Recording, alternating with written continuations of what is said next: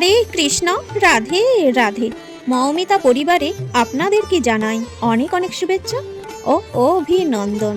আজকের আলোচ্য বিষয়টি হচ্ছে এই বছর অর্থাৎ 2026 সালের বাংলার 1432 বঙ্গাব্দে মকর সংক্রান্তি বা পৌষ সংক্রান্তি অথবা পৌষ পার্বণ কবে অনুষ্ঠিত হতে চলেছে জেনে নেব পঞ্জিকা অনুসারে তার সম্পূর্ণ সময়সূচি। কিভাবে পালন করবেন এই মকর সংক্রান্তি বা পৌষ সংক্রান্তির দিনটি জানবো। মকর সংক্রান্তির দিন দান এবং সত্যনারায়ণ পূজার সবথেকে শুভ সময় কখন থাকতে চলেছে। এছাড়াও জেনে নেব পৌষ সংক্রান্তি বা মকর সংক্রান্তির দিন গঙ্গা স্নানের শুভ সময়। সবকিছুই জানবো আজকের এই ভিডিওতে। শ্রোতা বন্ধুরা, আজকের এই ভিডিওটি আপনারা প্রথম থেকে শেষ পর্যন্ত মনোযোগ সহকারে শ্রবণ করুন, আপনাদের অনেক ভালো লাগবে। চলুন তাহলে শুরু করা যাক আজকের ভিডিওর বিষয়বস্তু। মকর সংক্রান্তির দিন সূর্য ধনু রাশি থেকে ছেড়ে মকর রাশিতে প্রবেশ করবে। শুরু হবে উত্তরায়ণ। শাস্ত্র মতে এই সময় থেকে দেবতাদের দিন আরম্ভ। সেই সঙ্গে উঠে যায় বিবাহ, গৃহপ্রবেশ সহ বিভিন্ন মাঙ্গলিক কাজের উপর থাকা নিষেধাজ্ঞা। সূর্যের রাশি পরিবর্তনের সঙ্গেই হিন্দু ধর্মে আসে বিশেষ পূর্ণক্ষণ। মকর সংক্রান্তি তেমনি একটি গুরুত্বপূর্ণ উৎসব। 2026 সালের এই উৎসব ঘিরে তিথি নিয়ে রয়েছে বিভ্রান্তি। কেউ বলছেন 14ই জানুয়ারি, কেউ বলছেন 15ই জানুয়ারি।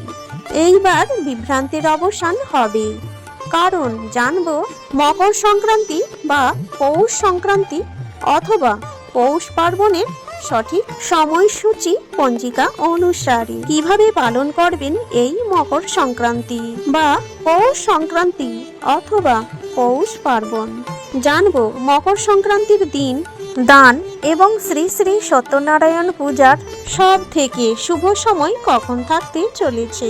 সাথে জানবো এই মকর সংক্রান্তির দিন পূর্ণ গঙ্গা স্নানের সব থেকে সম্পূর্ণ সময়সূচি।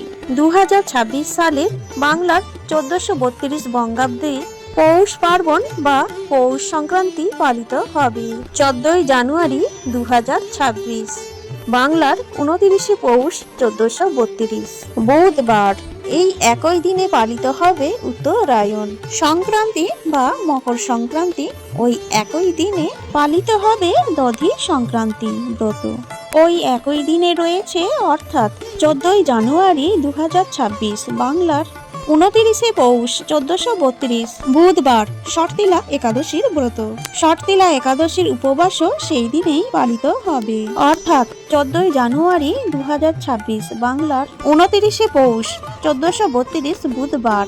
পৌষ পার্বণ বা পৌষ সংক্রান্তির দিন শ্রী শ্রী সত্যনারায়ণ পূজার সব থেকে শুভ সময় থাকতে চলেছে 14ই জানুয়ারি 2026 বাংলার 29শে পৌষ 1432 বুধবার।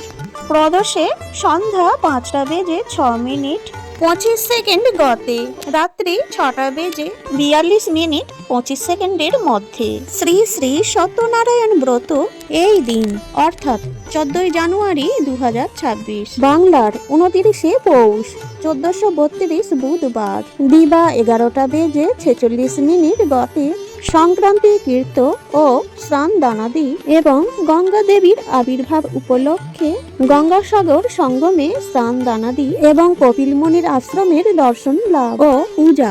গঙ্গাসাগর মেলা এই দিনে অমৃত যোগের শুভ সময় থাকতে চলেছে দিবা 7:47 মধ্যে ও 10টা গতে 11:29 মধ্যে ও 3:10 গতে 4:39 মধ্যে এবং রাত্রি 6:15 গতে 8:50 মধ্যে ও 2টো গতে 6:26 এর মধ্যে। চলুন এবারে জানবো কিভাবে পালন করবেন এই মকর সংক্রান্তি অর্থাৎ মকর সংক্রান্তির দিন কিভাবে সূর্য পূজা করবেন। মকর সংক্রান্তিতে সূর্য দেবের আরাধনার বিশেষ মাহাত্ম্য রয়েছে। ভোরে বা শুভ মুহূর্তে গঙ্গা জল বা কালো তিল মিশিয়ে স্নান করুন।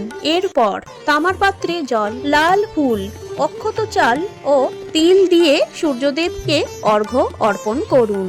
অর্ঘ্য দেওয়ার সময় জপ করুন ওং সূর্যায় নমঃ। পূজা শেষে সামর্থ্য অনুযায়ী গরিব দরিদ্রদের তিল, গুড়, চাল, বস্ত্র অথবা অর্থ দান করুন।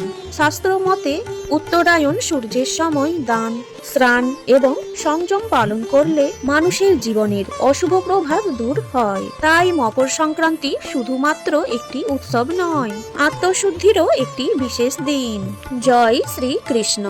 আজকের এই ভিডিওটি এখানেই শেষ করলাম। সকলেই ভালো থাকবেন, সুস্থ থাকবেন।